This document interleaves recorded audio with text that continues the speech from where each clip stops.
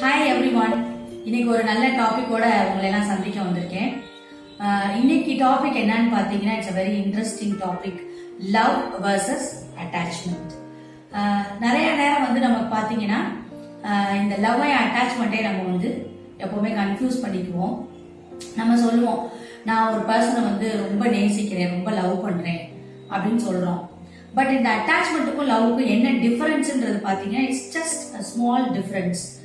நிறைய ரிலேஷன்ஷிப்ல இன்னைக்கு பாத்தீங்கன்னா எல்லா ஜெனரேஷன்ஸ்லயுமே சே ஒரு ஹஸ்பண்ட் அண்ட் ஒய்ஃப் இல்ல ஒரு ரெண்டு லவர்ஸ் இருக்காங்க அப்படின்னா அந்த ரிலேஷன்ஷிப் ப்ராப்ளம் நிறைய எல்லா காலகட்டத்திலையும் இருந்துகிட்டே தான் இருக்கு. ஸோ அந்த மோஸ்ட் இம்பார்ட்டன்ட் ரீசன் என்ன அப்படின்னு பாத்தீங்கன்னா, இந்த லவ் வந்து அட்டாச்மெண்டா மாறுறப்பதான் நிறைய ரிலேஷன்ஷிப் இஷ்யூஸ் வரும்.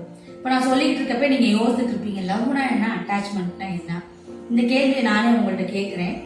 இந்த அட்டாச்மெண்ட் அப்படின்றது என்னன்னு பாத்தீங்கன்னா, என் கூட இருக்கவங்க எப்பவுமே என் கூடயே இருந்துட்டு இருக்கணும். என்னுடைய பார்ட்னர் லவர் வந்து 24/7 என் கூடவே இருக்கணும். அவங்க எல்லார்ட்டையும் ரொம்ப டைம் ஸ்பெண்ட் பண்ணி பேசக்கூடாது. பர்டிகுலர்லி நம்ம ஒருத்தரை வச்சிருப்போம், அந்த பர்சன்ட்ட பேசினா எனக்கு பிடிக்காது, அதான் பொசசிவ்னஸ் சொல்றோம். ஸோ இந்த மாதிரி ஒரு இஷ்யூஸ் வரும் பொழுது என்ன ஆகும்னா, இந்த பார்ட்னர்ஸ்குள்ள லவர்ஸ்குள்ள there will be friction. So இன்னைக்கு இந்த காலகட்டத்தில் பார்த்தீங்கன்னா பிரேக்கப் அப்படின்ற word it's very very common. எனக்கு ரெண்டு பேர் பழகிறோம், நான் நினைச்ச மாதிரி என் பார்ட்னர் இல்லைன்னா பிரேக்கப் பண்ணிக்கிறோம் அப்படின்னு ஈஸியா சொல்லிடுறாங்க இந்த ஜெனரேஷன்ல. இந்த பிரேக்கப் வர்றதுக்கு முக்கியமான ரீசன் பார்த்தீங்கன்னா இந்த அட்டாச்மெண்ட் தான், இந்த பொசசிவ்னஸ்.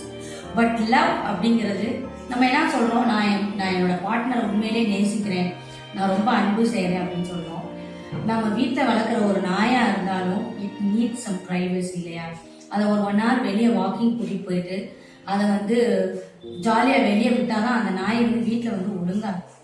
ஸோ ஒரு நாய்க்கே ஒரு ஸ்பேஸ் அண்ட் பிரைவசி தேவைப்படுறப்ப நம்மளுடைய பார்ட்னர், நம்மளுடைய லவ்வருக்கு நிச்சயமா they will need some kind of space. So இந்த லவ் அப்படின்றது என்னன்னு பார்த்து, நீ என் கூட இருக்கும் பொழுது சந்தோஷமா இருக்கணும், என் கூட இல்லாத பொழுது நீ சந்தோஷமா இருக்கணும்னு நினைக்கிறது தான் லவ்.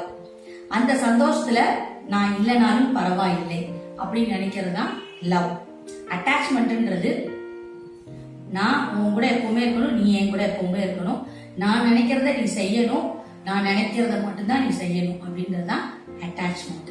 ஸோ இந்த அட்டாச்மெண்ட்ன்றது மோர் ஆஃப் செல்ஃபிஷ்னஸ். லவ் அப்படிங்கிறது selflessness. Love gives freedom.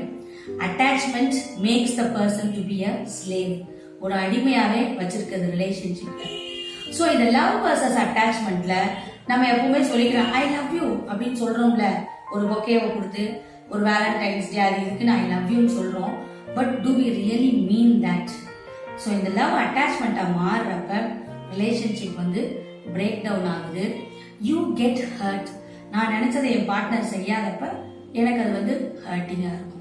So கண்டிப்பா if you say that you are loving your partner, it should not become an attachment. இதுதான் இந்த வீடியோல வந்து நான் கிளியரா சொல்லணும்னு நினைச்சேன். எல்லா உறவுலையுமே இட் இஸ் அப்ளிகபிள்.